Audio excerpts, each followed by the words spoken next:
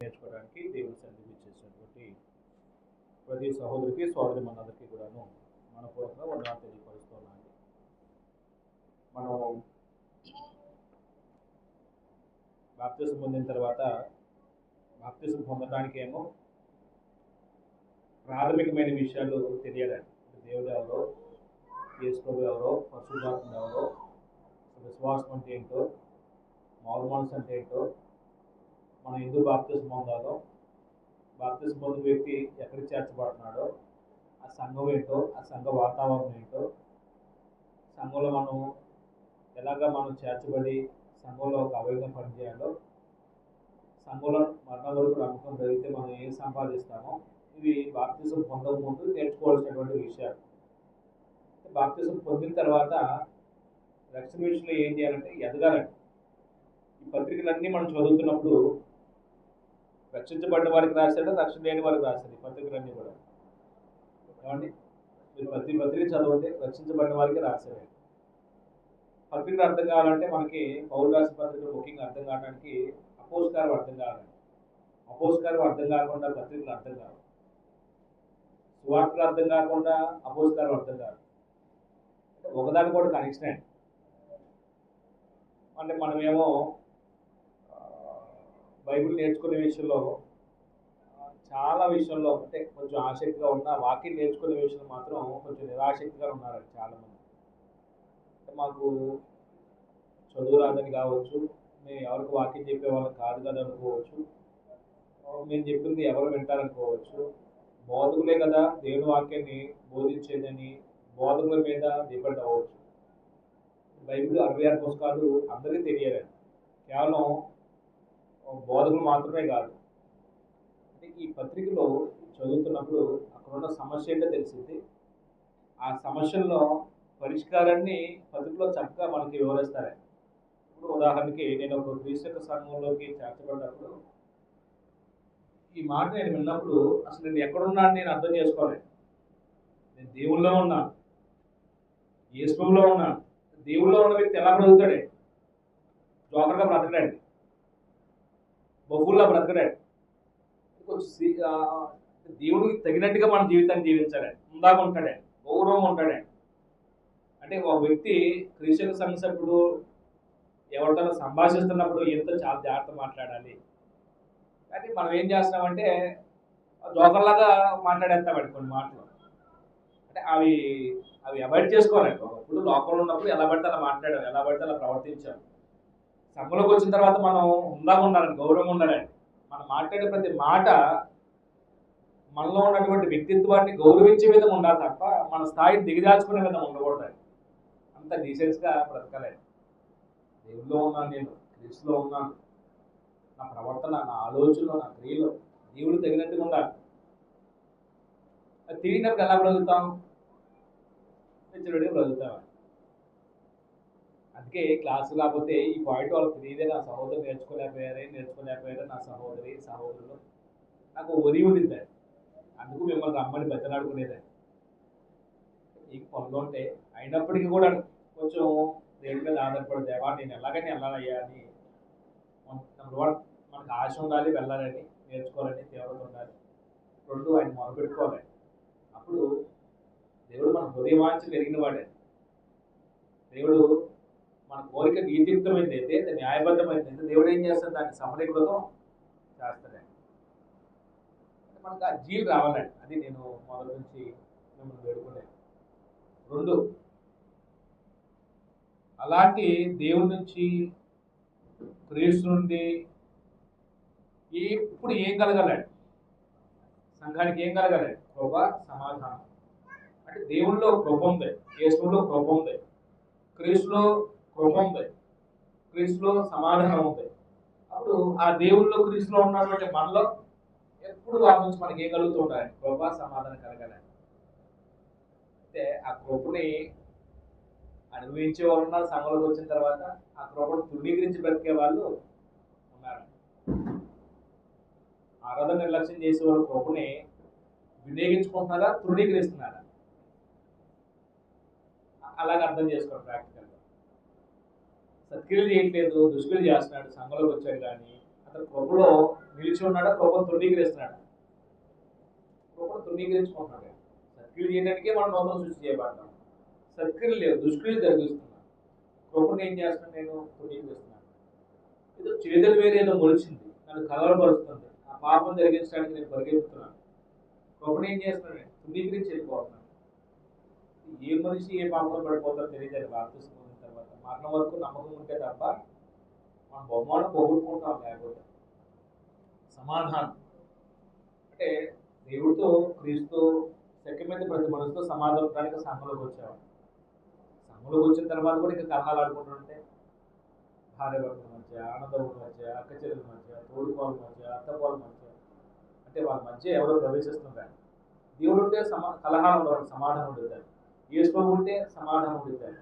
పరిశుద్ధాత్మ ఉంటే, వాక్యం ఉంటే సమాధానం ఉంటారు. కూడని వ్యక్తి ఒక ఆయన వారి మధ్యలో వస్తున్నాడు. అతను చోటిస్తున్నాడు అపవాదికి. ఇంకేదేశ పత్రికలు చెప్తాడు, అపవాదికి చోటు ఇవ్వకూడదు అంటాడు. అపవాది చోటిస్తే ఏమైంది? జీవితం అపవిత్రమైపోయింది. అపవాదికి ఆలోచన జరిగించడానికి కాదు క్రీస్తు సంఘంలోకి వచ్చింది. అపవాదికి ఉద్దేశం జరిగించడానికి కాదు, దేవుని యొక్క క్రీస్తు యొక్క ఆలోచన ఉద్దేశం జరిగించడానికి సంఘంలోకి వచ్చారు. అది 1-2 వర్షాలు సారాంశం. 3వ వచనం నుంచి 3వ వచనం ఒకసారి చదువుకుందాం. 3వ వచనంలో నేను చదువుతాను, ఏముందో మీరే చెప్పండి. 3వ వచనం ఏముందో? సహోదరులారా, మేమెల్లప్పుడూ మిమ్మును గురించి దేవునికి కృతజ్ఞతాస్తుతులు చెల్లించుటకు బద్ధులమై ఉన్నాము. ఇది యుక్తమే. ఎలాగనగా మీ విశ్వాసము బహుగా అభివృద్ధి పొందుచున్నది. మీ అందరిలో ప్రతివాడు ఎదురువాని ఎల్ల చూపు ప్రేమ విస్తరించుచున్నది. ఏముందండి 3వ వచనంలో?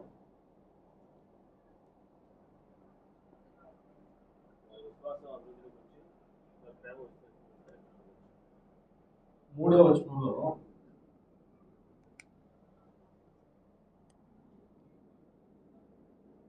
1వ వచనంలో తెస్సలోనికే వారిని బట్టి పౌలు దేవుడికి కృతజ్ఞతాస్తుతులు తెలియపరుస్తున్నాడు. కృతజ్ఞతాస్తుతులు ఉన్నాయి. 3వ వచనం చూడండి. సహోదరులారా, మేము ఎల్లప్పుడూ మిమ్మును గురించి దేవునికి కృతజ్ఞతాస్తుతులు చెల్లించుటకు బద్ధులమై ఉన్నాము అంటాడు. అంటే పౌలు తెస్సలోనికేని బట్టి దేవుడికి కృతజ్ఞతాస్తుతులు చెల్లించుటకు కారణాలు ఉన్నాయి. పౌలు తెస్సలోనికేయుల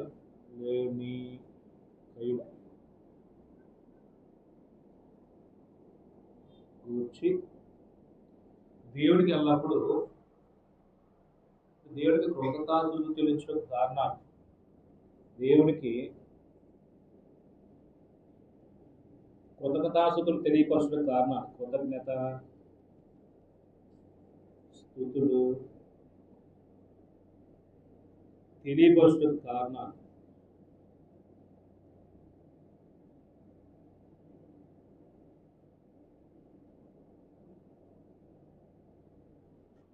మూడవ వచనం ఒకటి.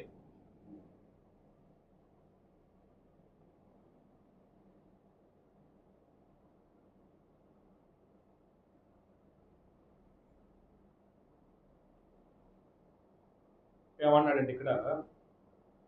సహోదరులారా, మేము ఎల్లప్పుడూ అనే మాట ఒక సందర్భాన్ని బట్టి కాదు, ఒక రోజు బట్టి కాదు, ప్రతి సందర్భంలో తెస్సలోనికేయులో ఉన్న సంఘాన్ని బట్టి పౌలు ఏం చేస్తున్నాడు అంటే మిమ్మును గురించి అన్నాడు. అంటే అక్కడ సంఘాన్ని గురించి దేవుడికి కృతజ్ఞతాస్తుతులు చెల్లించడానికి బద్ధులమై ఉన్నాము. దేవుడు ఎక్కడున్నాడు? పరలోకంలో ఉన్నాడు. ఆ దేవుడికి పౌలు కృతజ్ఞతాస్తుతులు తెలియపరుస్తున్నాడు. కృతజ్ఞతాస్తుతులు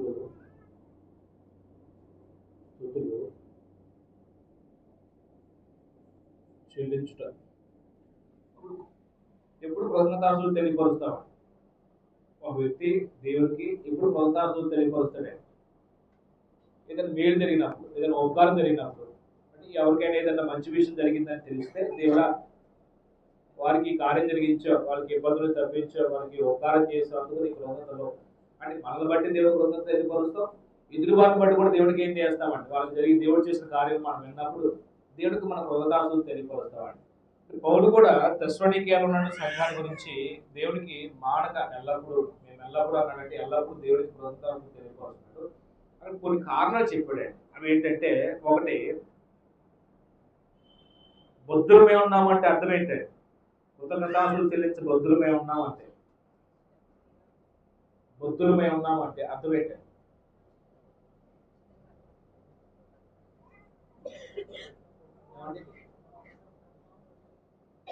కృతజ్ఞతలు చెల్లించి బొద్దులమే ఉన్నామంటే బొద్దులు అంటే కట్టుబడి ఉండేవాడండి.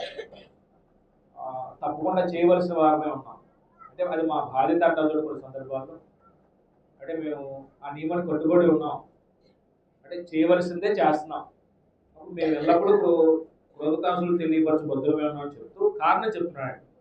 ఇది యుక్తం అన్నాడండి. యుక్తం అంటే ఇలా కృతజ్ఞతలు తెలియపరచడం సరైనదే, మంచిదే, యుక్తమైనదే అనే మాటకి పర్యాపదం మనం చూడవచ్చు.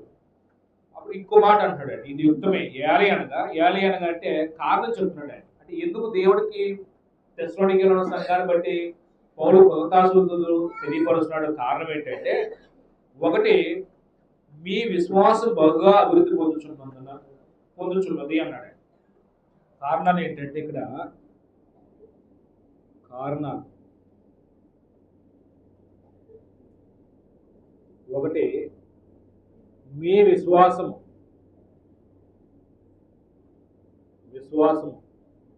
బహుగా అభివృద్ధి చెందుతున్నది.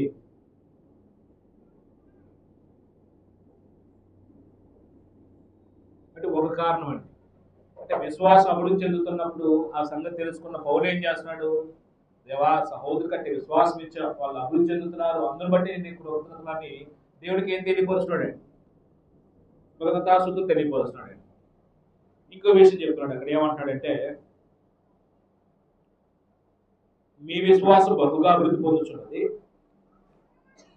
మీ అందరిలో ప్రతి వాడు ఎదురువాడి ఎడల చూపు ప్రేమ విస్తరించుతున్నది. అంటే ప్రేమలో కూడా ఏం చేస్తున్నారు వీళ్ళు, విస్తరిస్తుంది. విశ్వాసం అభివృద్ధి చెందుతున్నారు, ప్రేమలో కూడా అభివృద్ధి చెందుతున్నారు. మీ ప్రేమ అభివృద్ధి చెందుతున్నది. అంటే ఈ కారణం చేత రెండు కారణాలు చెప్పాడు ఈ వచనంలో. సారీ, ఇక్కడ కొద్ది నిమిషం ఆగుదాం. పౌలు కొరింథీలో ఉన్నాడండి, అంతే కదండి, కొరింథీలో ఉన్నాడు పౌలు. అప్పుడు పౌలుతో పాటు శీల, తిమోతి అక్కడ ఉన్న సంఘం ఉంటారండి. వీళ్ళు తెస్సలోనికీలో ఉన్న విశ్వాసాన్ని, ఆ ప్రేమను చూసి దేవుడికి ఏం చేస్తున్నాడు, కృతజ్ఞతాస్తుతులు తెలియపరుస్తున్నాడు. అప్పుడు ఇక్కడ రెండు విషయాలు చెప్పాడు. క్రైస్తవ జీవితానికి విశ్వాసము, ప్రేమ. ఇప్పుడు ఒక వ్యక్తి క్రైస్తవ జీవితాన్ని ప్రారంభించినప్పుడు ప్రారంభం దేని మీద కట్టబడాలండి, అంటే అసలు ప్రారంభం దేని మీద కట్టబడుతుందంటే విశ్వాసం అనే పునాది మీద కట్టబడతాయి. మనం మొట్టమొదట దేవుడి గురించి చెప్తామండి. దేవుడు ఉన్నాడు అనడానికి ఆధారాలు కానీ, దేవుడు ఎవరు అనే విషయం కానీ, దేవుడు మనం ఎందుకు నమ్ముకోవాలని కానీ. అంటే ఇప్పుడు దేవుడి గురించిన కాన్సెప్ట్ చెప్తున్నప్పుడు అప్పటి వరకు దేవుడు అంటే స్పష్టత లేదు, దేవుడి గురించినటువంటి అవగాహన లేదు, దేవుడి పట్ల విశ్వాసం లేదు. ఆ వ్యక్తి మనం ఏం చెప్తామండి, దేవుడి గురించి ఒక పునాది వేస్తామండి. ఆ దేవుడు ఉన్నాడు అని ఏం చేస్తాడండి, ఆ విశ్వాసమే తన పునాదిని కలుపుకుంటాడు. దేవుడు ఇగో సర్వశక్తిమంతుడు, సర్వజ్ఞుడు, సర్వాంతర్యామి, నిత్యుడు, పరిశుద్ధుడు, ప్రేమస్వరూపిలాగా ఆ విశ్వాసమే తన పునాది ఏం చేస్తాడండి, కట్టుకుంటాడు. అంటే క్రైస్తవ జీవితానికి విశ్వాసం అనేది పునాది. విశ్వాసం లేకుండా దేవుడికి ఇష్టడుగా ఉండటం అసాధ్యం అన్నటువంటి ఎబ్రీ 11 విశ్వాసం అనేది మనం ఏం చేస్తాడు, దేవుడికి ఇష్టడుగా చేస్తాడు. నువ్వు విశ్వాసం అనేది నీ ఆత్మ జీవితానికి పునాది అయితే ప్రేమ ఏంటండి,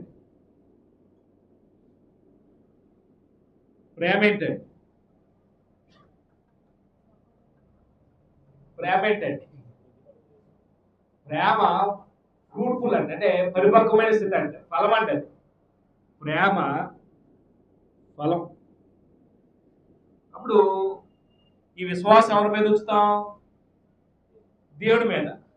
ప్రేమ ఎవరి మీద ఉంచుతున్నాం? సహోదరు మీద. అంటే దేవుడి విషయంలో ఒక వ్యక్తి అభివృద్ధి చెందాలి, సహోదరు పట్ల కూడా ఒక వ్యక్తి భక్తి జీవితానికి సంబంధించి అభివృద్ధి చెందాలి. ఇప్పుడు నాలో విశ్వాసం ఉంది, విశ్వాసం ఉంది అనేది ఎలా చెప్తాం మనం? విశ్వాసం ఉంది లేదు అన్నది అంటే మన క్రియలను బట్టి నేను విశ్వాసన కాదని తెలుస్తాను. అంటే ఇప్పుడు విశ్వాసంలో బహుగా అభివృద్ధి చెందుతున్నారంటే దేంట్లో అభివృద్ధి చెందుతున్నారండి వాళ్ళు? నేను గొప్ప విశ్వాసం మాట చెప్పుకోనా? ఆ విశ్వాసంతో క్రియలు చేయటం వల్లనే. క్రియలు లేని విశ్వాసం మృతం అంటాడు యాకోబు పత్రికలో. చచ్చిన శవం అన్నాడు.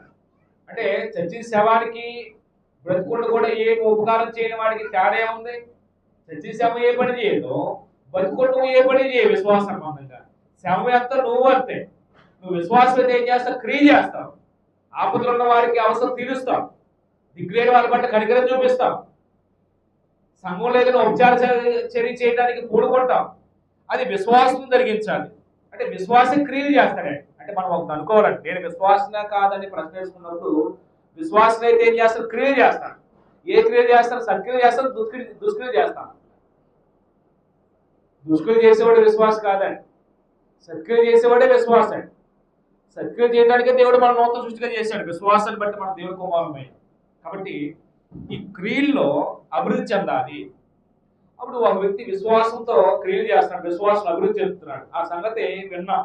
ఒక సువార్తికుడు వాక్యం చెప్పి కొంతమందిని కన్వర్ట్ చేసిన తర్వాత ఆ సహోదరుడు చాలా విశ్వాసం అండి, మంచి క్రియలు చేస్తాడండి. ఆయనకి ఎలా వచ్చిందో కానీ ఒకప్పుడు రోత జీవితం జీవించేవాడు, ఇలాంటి నీచుడు ఎందుగా అనుకునేవాళ్ళు, ఇప్పుడు చాలా మారిపోయాడండి, మంచి క్రియలు చేస్తున్నాడు అన్నప్పుడు ఆ వ్యక్తి పట్ల సువార్తికుడు ఎలాంటి మనస్తత్వం కలిగి ఉంటాడే? అంటే ఆ వ్యక్తి గురించి విన్నప్పుడు ఆ సువార్తికుడు మనసు ఎలా ఉండిద్దండి? ప్రశ్న తప్పడిగాడు. సువార్తికుడు ఎలా కనిపించిందండి? ఆ సువార్తికుడికి చాలా ఆనందపడతాడే. అది పెట్టే భోజనానికి సంతోషించినట్టుగా, అంటే భోజనాన్ని బట్టి కాకుండా, అతను పెట్టి కానుక పెట్టి కాకుండా, అతను ఇచ్చే ఇంకేదన్నా విలువైన వస్తువులు బట్టి కాకుండా అతను విశ్వాసం బ్రతుకుతున్నారనే సంగతి విన్నప్పుడు చాలా మారాడండి, వాళ్ళ ఆత్మీయం బ్రతుకుతున్నదండి, ఎంత మంచి పనులు చేస్తున్నారో వాళ్ళు అని వాళ్ళ క్రియలు చుట్టుపక్కల చూసి అభినందిస్తుంటారు చూడండి. అది సువార్తను చూసి ఆనందిస్తాడే. దేవా వాళ్ళకి అలాంటివి భక్తిని ఇచ్చా, అలాంటి విశ్వాసం ఇచ్చామని దేవుడికి ఏం తెలియపరుస్తాడే? సంఘంలో పరిచయ కార్యక్రమాలు చేస్తారు కొంతమంది చేయరండి. పరిచయం చేసే వయసులో సువార్త దేవుడు ఉంటాడే. దేవుడా వాళ్ళు మంచి మనసు ఇచ్చావయ్యా, తగ్గింపు స్వభావంతో పరిచయం చేస్తున్నారు, అందుకు నీ కృతజ్ఞతలు తెలియదు అని దేవుడికి ఏం తెలియపరుస్తాడు? నేను చెప్తున్నాను అలాగే దేవుడు కృతజ్ఞతలు తెలియపరుస్తాడు. మీరు ఎవరైనా పరిచయం చేస్తే అయ్యా వాళ్ళకి మంచి మనసు ఇచ్చావు, ఈ పరిచయం చేసే భాగ్యం ఇచ్చావు, వాళ్ళని దీవించడానికి ప్రార్థన చేస్తున్నాను. పరిచయం చేయని వాడి కొరకు నేనేం ప్రార్థన చేయగలనండి? దేవుడు నేను ఏ కృతజ్ఞత తెలియపరుస్తానండి? ప్రార్థన క్రమం తప్పకుండా సమయానికంటే ముందుకు వచ్చి సిద్ధ మనసు కలిగిన హృదయాలతో ఆయన కార్యక్రమం పాల్గొడవుతే దేవుడా మంచి మనసు ఇచ్చావయ్యా వాళ్ళకని దేవుడికి ఏం తెలియపరచగలమండి? ప్రార్థన మానేసేవాడి విషయంలో దేవుడా మంచి మనసు ఇచ్చాడు, ప్రార్థన మానేసి చేసేవాడిని నీకు కృతజ్ఞతలు తెలియపరుస్తాడండి. అసలు ఏ పని చేయడయ్యా అందుకు కృతజ్ఞతగా తెలియపరచగలండి? విశ్వాస క్రియలు చేస్తాడు. ఆ క్రియలు చూసిన వాళ్ళు దేవుడిని మహిమపరచబడటానికి ఆ క్రియలు ఉపయోగపడతాయి. కాబట్టి మంచి క్రియలు చేసిన వారి విషయంలో సువార్తని ఎప్పుడు కూడా దేవుడికి ఏం తెలియపరుస్తాడే? కృతజ్ఞతాస్తుతులు తెలియపరుస్తాడే. ఇక్కడ సూత్రం మీకు ఏమైనా అర్థమైంది చెప్పండి. తర్వాత అడగాలి, ముందు అడిగానే. అంటే ఇక్కడ నుంచి మనం ఏం నేర్చుకోవాలి? అంటే ఈ పాయింట్ దగ్గర మనం ఏం నేర్చుకోవాలి?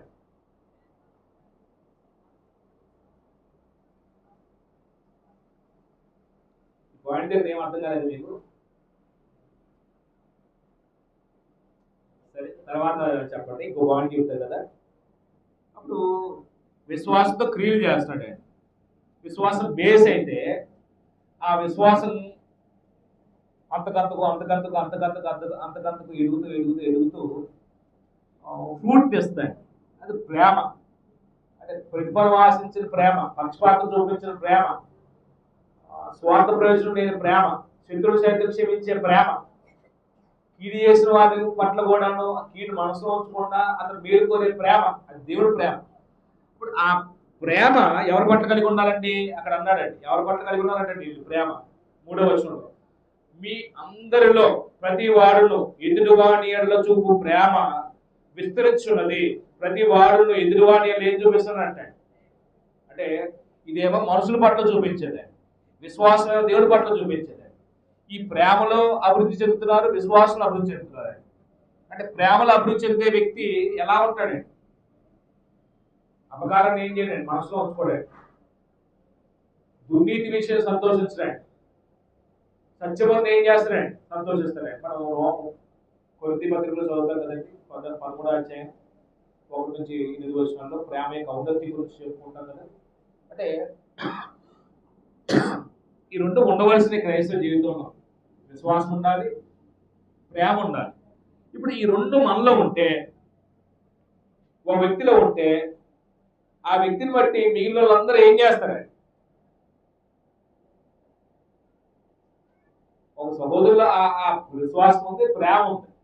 విశ్వాసంతో వాళ్ళు ఏం చేస్తారంటే క్రియలు చేస్తారు, ప్రేమతో సహోదరు పట్ల ప్రేమగా నడుచుకుంటున్నారు.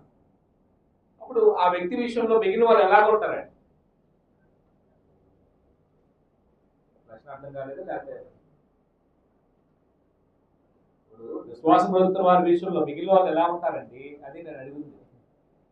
పోటీ మిగిలిన వాళ్ళ సంగతి ఎందుకండి? సువార్తలు ఎలా ఉంటారు చెప్పండి. పౌలు వాళ్ళని బట్టి దేవుడికి ఏం తెలియపరుస్తున్నాడు, కృతజ్ఞతాస్తుతులు తెలియపరుస్తున్నాడు.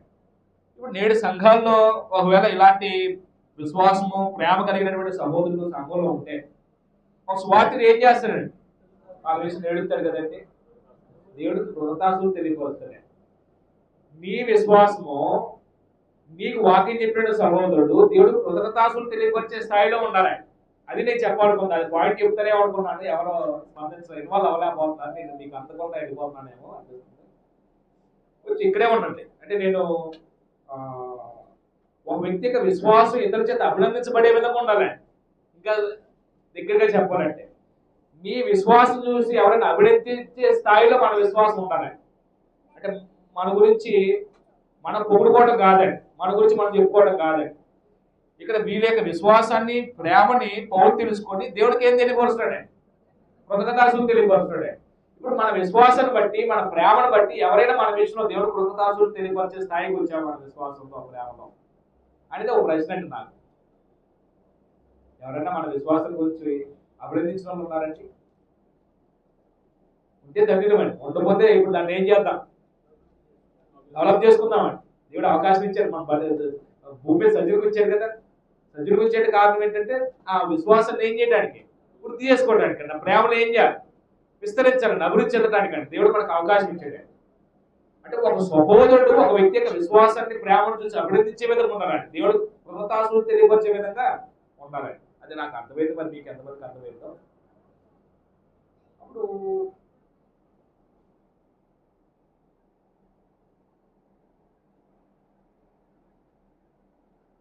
నాలుగు నుంచి ఒక అంశాల గురించి చెప్పాడు, పాటల్లోకి వెళ్ళిపోయాడు. 4వ వచనం నుంచి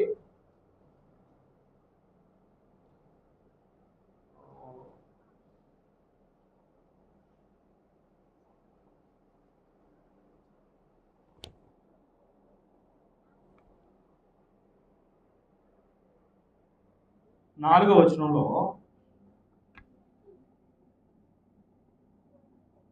1:4 అందువలన, ఎందువలన పైదానికి కనెక్షన్ అండి. పైన ఒక విషయం చెప్పాడు, మీ విషయంలో మీ ప్రేమ అభివృద్ధి చెందుతుంది, విశ్వాసం అభివృద్ధి చెందుతుంది. ఆ చెందినందువలన అలా కనెక్షన్ పెట్టుకోవాలి బైబిల్ చదువుతున్నప్పుడు. అంటే ముందు ఒక సబ్జెక్ట్ చెప్పి దాన్ని కొనసాగింపు చెప్తున్నాడండి.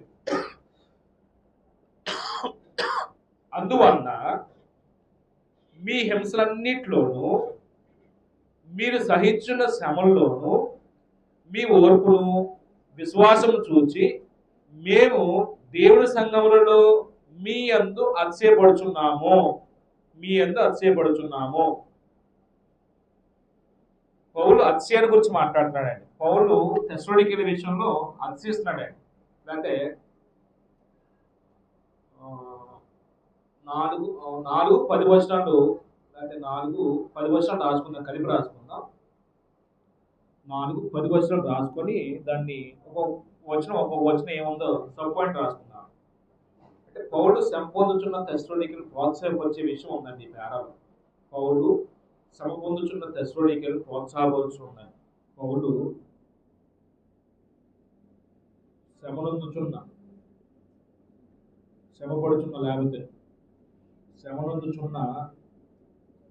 తెస్సలోనికీయులను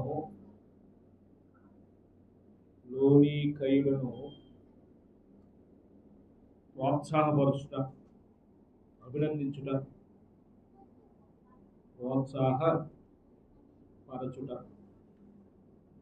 అభినందించుట, వాళ్ళ ధైర్యం చెప్పుట, ఇవి భావాలు కనబడతాయి. 4-10 వచనాలు చదువుతున్నాం. 4వ వచనం అన్నాడు, ఎందువలన అంటే విశ్వాసంలో అభివృద్ధి చెందుతున్నారు, ప్రేమలో ఎదురువాణి చూపించే ప్రేమలో కూడా మీరు విస్తరిస్తున్నారు. అందువలన మీ హింసలన్నిటిలోనూ మీరు సహించున్న శ్రమల్లోనూ ఓర్పును విశ్వాసం చూచి. పౌలు ఏం చూశాడు వాళ్ళలో? ఒకటి ఓర్పు, విశ్వాసం.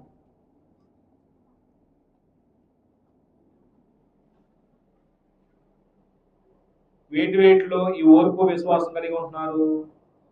హింసలన్నింటిలోనూ శ్రమలన్నింటిలో సహించడం ఓర్పు సంబంధించింది.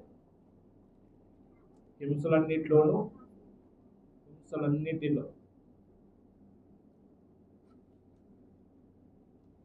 శ్రమలన్నింటిలో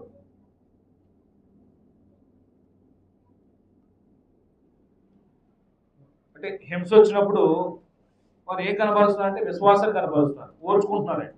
శ్రమ వచ్చింది, శ్రమలన్నింటిలో కూడా సహించి ఏం చేస్తున్నారు? ఏం కలిగి ఉంటున్నారు? విశ్వాసం బట్టి ఓర్చుకుంటున్నారండి.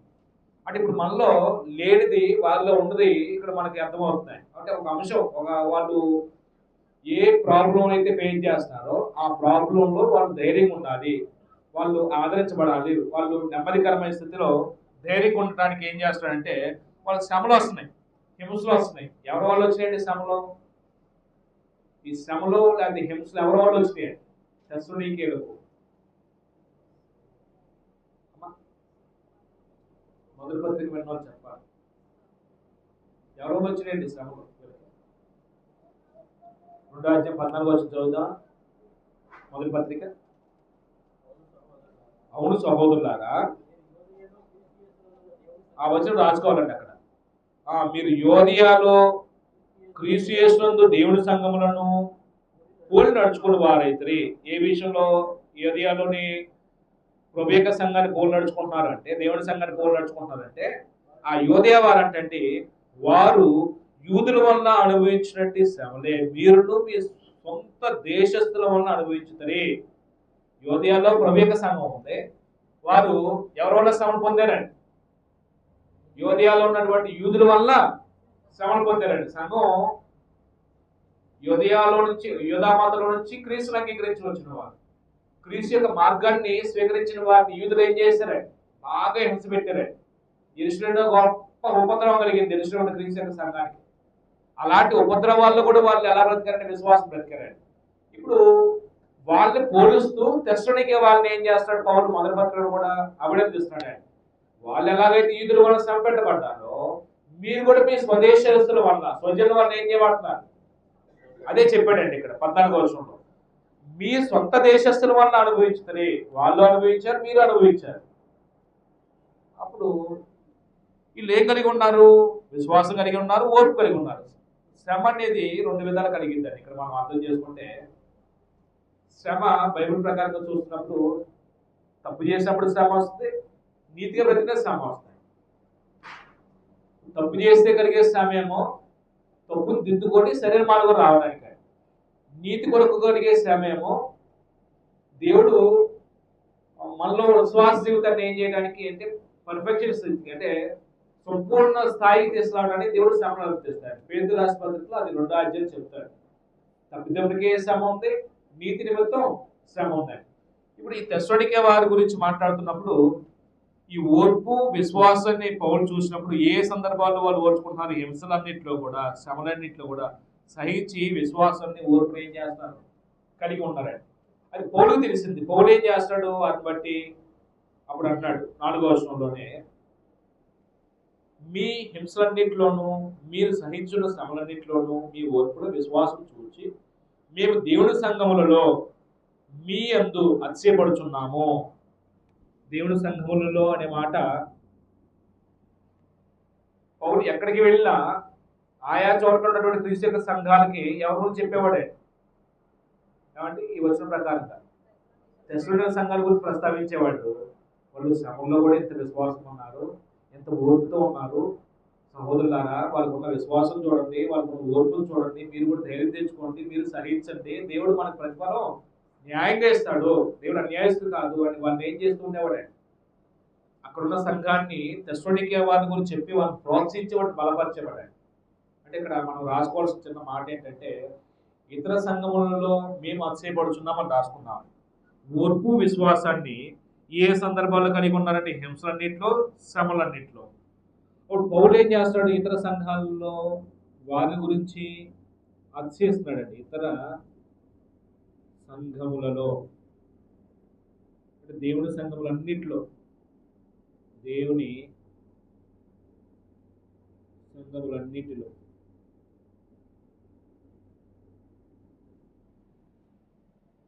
ఇతర సంఘములన్నింటిలోనే మాట నేను రాశాను. మేము అతిశయించుచున్నాము అన్నాడు. మేము అతిశయించుచున్నాము, అతిశయించుచున్నాము అంటే అతిశయం అనే మాట ఇక్కడ ఎలా ఉపయోగించాడు? అతిశయం అనే మాట గర్వానికి ఉపయోగించాడు, ఆనందానికి ఉపయోగించాడు.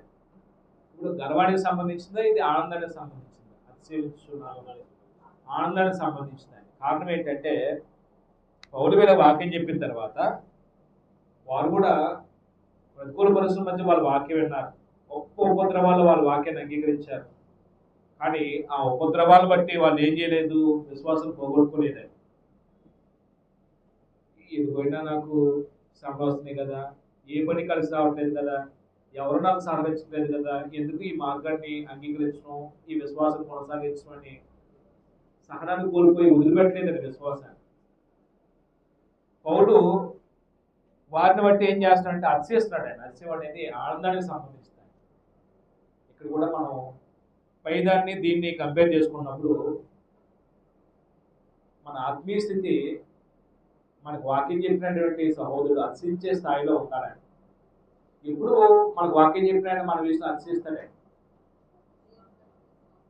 అతిశయించడం అంటే ఆనందిస్తాడే. ఇప్పుడు ఆనందిస్తాడండి. అంటే ఎటువంటి శ్రమలు వచ్చినా సరే విశ్వాసం పోగొట్టుకోకుండా ఉంటే, ఓర్పుతో విశ్వాసం కొనసాగిస్తూ ఉంటే, మనకి ఎవరైతే వాక్యం చెప్పి మన ప్రభు యొక్క సంఘంలో తీసుకొచ్చారో ఆ సహోదరులు ఆనందిస్తారే. పౌలుకి అతిశయమండి. ఏ ప్రాంతం వెళ్ళినా ఫిలిప్పీ సంఘం చూడండి, లేకపోతే కొరింథీ సంఘంకి వెళ్ళండి, లేకపోతే గల్తీ ప్రాంతంలో సంఘాలు చూడండి, ఎక్కడికి వెళ్ళి ఆ వెలుగులు చెప్పినప్పుడు పౌలు ఏం చేసేవాడే, అతిశించేవాడు, గర్వంగా చెప్పుకునేవాడే, అలాంటి గొప్ప సంఘం అనుకునేవాడే. ఒకవేళ విశ్వాసం బ్రతకకుండా తొలగిపోతే వాళ్ళు బాధపడతాడే, వాళ్ళ గురించి గర్వంగా చెప్పుకోలేడు, ఆనందించలేడు, ఏడుస్తాడండి వాళ్ళ విషయం. అంటే ఇక్కడ మనం ఇంకో సూత్రం తెలుసుకోవాలండి. ఏంటంటే అది మన విశ్వాసాన్ని ఇతరులు చూసి మనల్ని అభినందించే విధంగా ఉండాలని చెప్పుకున్నటువంటి మాట. ఇక్కడ మనం ఎలాంటి శ్రమలు వచ్చినా, ఎలాంటి కష్టం వచ్చినా, ఎలాంటి బాధ వచ్చినా మనల్ని విశ్వాసం నుంచి తొలగిపోకుండా ఓర్పుతో విశ్వాసాన్ని కొనసాగిస్తే మనల్ని బట్టి మన వాక్యం చెప్పినటువంటి మన సహోదరులు ఏం చేస్తారంటే ఆనందిస్తాడే. ప్రస్తుతం ప్రభు సంఘాల్లో స్వార్థిని ఆనందపరిచే వాళ్ళు ఎక్కువ మంది ఉన్నారా, బాధించే వాళ్ళు ఎక్కువ మంది ఉన్నారు?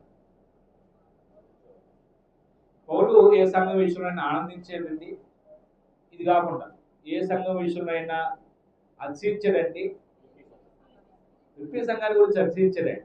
ఇచ్చే విషయంలో మాస్టోనియా సంఘం అంటే అక్కడ ఫిలిప్పీలో ఉన్న సంఘం స్పెసిఫిక్ గా చెప్పాలంటే వారి ఔదార్యం చాలా గొప్పది అన్నాడే. అంటే ఒక సంఘం అభినందించబడే స్థాయికి వెళ్ళాలి. వామ్మో వాళ్ళే మనుషులు అండి, ప్రార్థనకి వెళ్తారు కానీ ఇలా వదులుతారు అని అసహించుకునే స్థాయిలో ఉండకూడదు. వామ్మో బాబు వాళ్ళ మధ్య సేవ చేయడం కంటే ఎక్కడికో వెళ్ళిపోయి మానేసేయడం బెటర్ అనుకోకూడదు. కొన్ని సంఘాల్లో స్వార్థులు వ్యాధి ఉందండి, అక్కడ ఉన్న స్థానిక సంఘ స్వార్థులు ఏడ్పిస్తారే, ఆయన్ని మనపూర్వకంగా సేవ చేయనివే. అంటే లైవ్ వస్తుందా నేను చెప్పట్లేదు ప్రాంతాల పేరు, కొంతమంది ఏడుస్తారండి అక్కడ స్వార్థ పరిచయం చేయడానికి. వాళ్ళు మనుషులుగా ప్రవర్తించరండి, క్షమించి నేను మాట్లాడినాను. మనుషులుగా ప్రవర్తిస్తే మానవ సంబంధాలు ఇంకెక్కువ మెరుగుపడతాయండి. మనుషులుగా ప్రవర్తించరండి. పౌలు అన్నట్టుగా ఎఫెసీయులను పూర్వముగాలతో పోరాడినాడు చూడండి. మనుషుల యొక్క మనస్తత్వాల మృగాలతో ఉంటాయి, మృగాల్లాగా ఉంటాయండి. నమ్మకంగా సేవ చేస్తే తట్టుకోలేవే, జీవితాన్ని దిద్దుకోమని చెప్పే బోధలు సహించలేరే.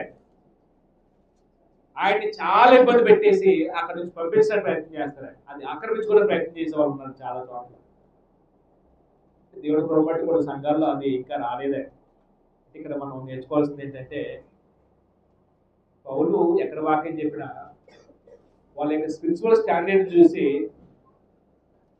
కొన్ని సంఘాల విషయంలో పత్రిక రాస్తున్నప్పుడు ఆనందించేవాడే. రోమపత్రిక గురించి కూడా మనం మాట్లాడుకోవచ్చు. స్వార్థ ప్రకటించే విషయంలో ఆ సంఘాన్ని అభినందించేవాడు పౌలు. ప్రతి స్థానిక సంఘం, కొరింథీ సంఘం విషయంలో మాత్రం పౌలు ఏం చేసినాడు,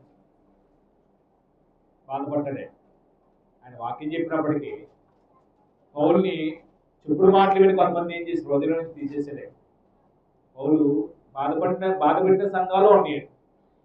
పౌలుకి అతిశయంగా ఆనందం కలుగజేసే విధంగా తమ విశ్వాసం ప్రదర్శించిన సంఘాలు ఉన్నాయి. ఇప్పుడు మన స్థానిక సంఘం గురించి ఎవరైనా చెప్పుకుంటారండి మంచి విషయాలు? సోదరులారా ఒకసారి మనం ప్రశ్న వేసుకోండి.